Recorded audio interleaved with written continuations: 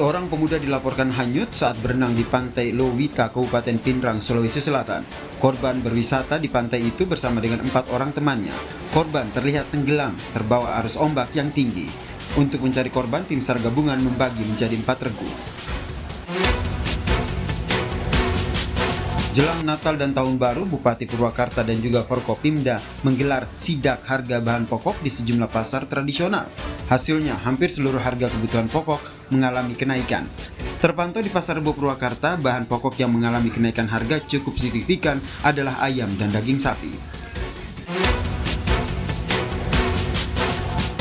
Satu peserta tarik tambang 5.000 meter di Makassar, Sulawesi Selatan tewas terbentur pembatas jalan dan belasan orang terluka akibat terkena tali. Korban tewas kini dibawa ke rumah duka, sementara itu belasan peserta yang terluka dirawat di Rumah Sakit Pelamonia, Makassar.